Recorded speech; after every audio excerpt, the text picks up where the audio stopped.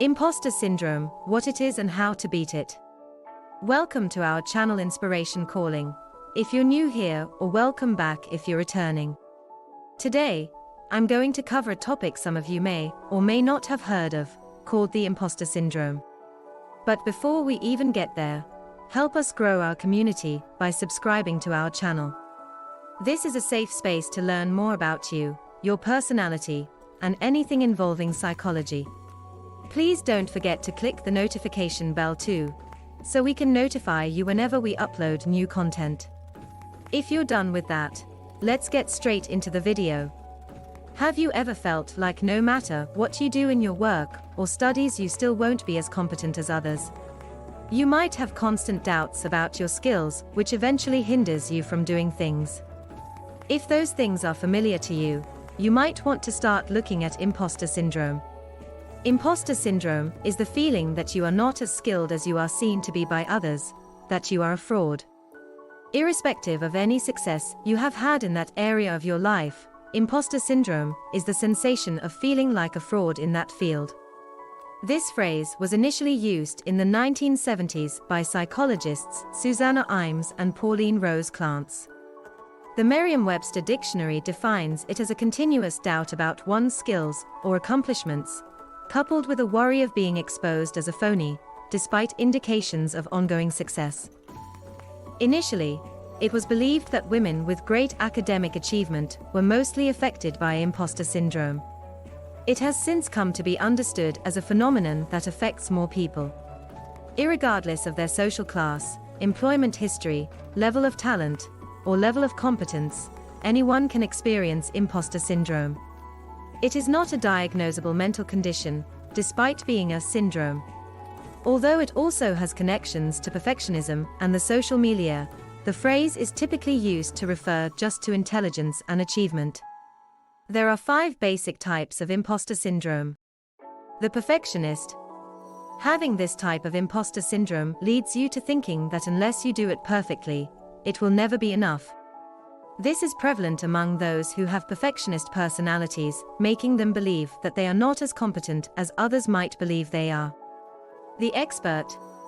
Having an expert type of imposter syndrome will cause you to continuously question your skills, just because you don't know everything you have to know on a topic or task.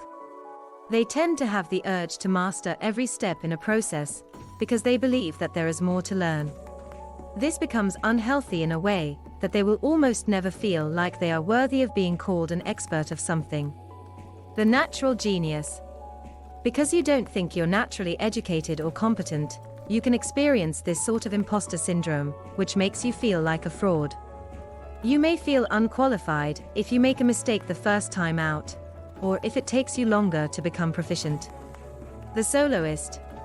You might have this feeling if you needed assistance in order to advance in rank or position. You begin to doubt your skills or abilities, because you were unable to arrive there on your own. The superperson. This kind of imposter syndrome entails the idea that you must put in the most effort, or attain the greatest levels of success conceivable, because otherwise, you are a fraud. Now, let's get to know the common indicators of having imposter syndrome. Please take note that there is still no official diagnosis on this syndrome, which means there are no official lists of signs too. But here are some you might want to keep an eye on. 1. More often than not, those who experience imposter syndrome also have trait anxiety like generalized anxiety disorder, GAD, and social anxiety disorder. It is common for these people to have some type of anxiety in their lives. 2. You have pervasive self-doubt that characterizes your past, current, and future experiences. 3. You experience a persistent fear that you're going to be found out or discovered as a fraud, in spite of objective successes. 4. When you achieve success, you attribute it to luck or describe it as a fluke. You might feel relief, or even distress in place of happiness and pride. 5. You look for validation in authority figures, such as a boss or family member, and give them the power to dictate whether you are successful or not. If you think you experience 3 or more of those signs, do not fret, we can still do something about it. Although there's still no available one easy treatment plan for imposter syndrome, you can always do something about it. Here are some of the things you can do to overcome imposter syndrome. 1. Question yourself. In moments when you notice yourself talking negatively about your skills or how worthy you are, always question these thoughts. You can ask yourself, is the thought accurate? Does this emotional experience actually exist? Or am I just reacting to external factors? Does this idea help or hurt me? 2. Reframe your thinking. You can classify your thoughts as traditions, beliefs, and feelings. These classifications can help you put your ideas into perspective. You might, for instance, feel upset or guilty after receiving a raise because you feel you weren't deserving of it. Review your reasons for holding this opinion and decide if it is true by going back. 3. Embrace success. The temptation to invalidate even the tiniest victory can be strong if you suffer from imposter syndrome. List all of your accomplishments, allowing them to emotionally resonate, and resist the impulse to do so. This routine will help you develop a realistic view of your achievements over time, and will reinforce your sense of value. 4. Talk it out. Talk to someone else about how you're feeling, whether it's a mentor, friend, or therapist. Getting an objective viewpoint helps dispel unreasonable assumptions and help you stay grounded in reality. 5. Show self-compassion.